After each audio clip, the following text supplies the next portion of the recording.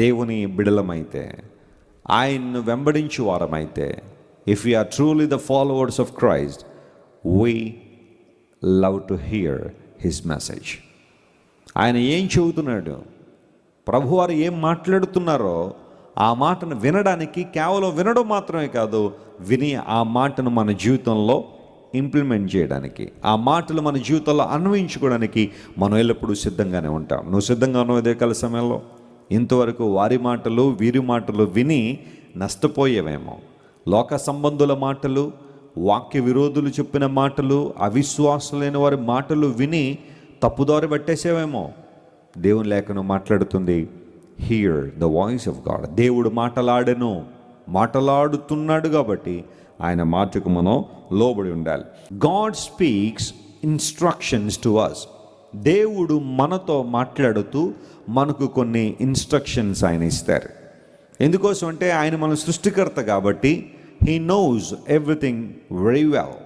మన జీవితం ఎలా ఆశీర్వాదకరంగా మనం ఉంచుకోవాలో, మన జీవితం ఎలా పరిశుద్ధంగా మనం బ్రతకాలో, మన జీవితాల ద్వారా దేవునికి ఎలా మహిమను తీసుకురావాలో దేవునికి తెలుసు. కాబట్టే దేవుడు దానికి అనుగుణమైన సత్యాలను ఆయన మనకు ఇన్స్ట్రక్ట్ చేస్తుంటారు, ఉపదేశిస్తూ ఉంటారు.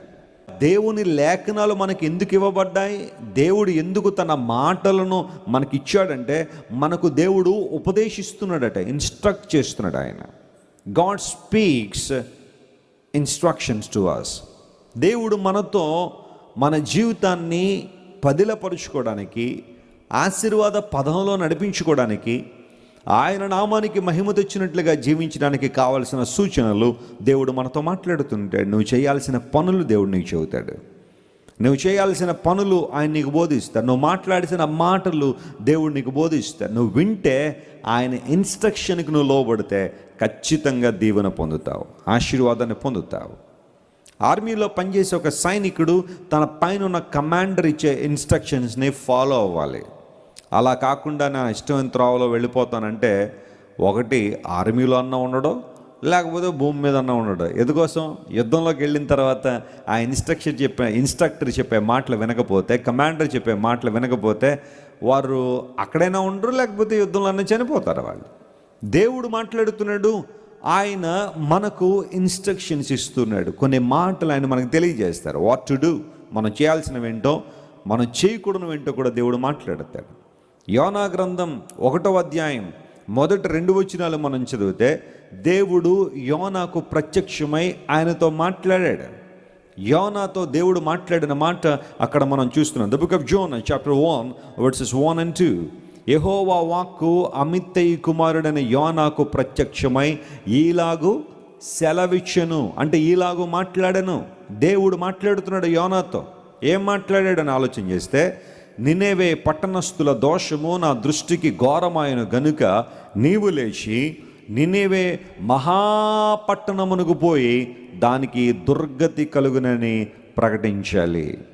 సో దేవుడు తన ఇన్స్ట్రక్షన్ని యోనాకి ఇచ్చాడు. Zona, get up and go to the land of Nineveh and preach the judgment upon that city. మహాపట్టణము, గ్రేట్ సిటీ. ఈ రోజుల్లో మహాపట్నం అనే వేటిని పిలుస్తాం మన భారతదేశంలో?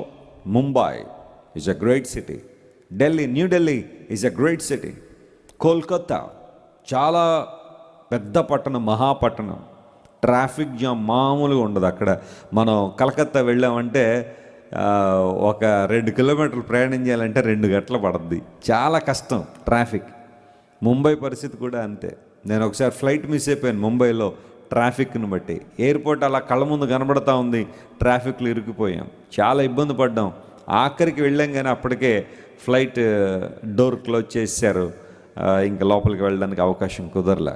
ట్రాఫిక్ జామ్ చాలా ఇబ్బందికరంగా ఉంటుంది. హైదరాబాద్ కూడా అలాగే తయారవుతూ ఉంది, చాలా ట్రాఫిక్ పెరుగుతూ ఉంది, వాహనాలు పెరుగుతూ ఉన్నాయి. ఇలాంటి పరిస్థితుల్లో రోడ్లు విశాలత చేయబడాల్సిన అవసరం ఉంటుంది.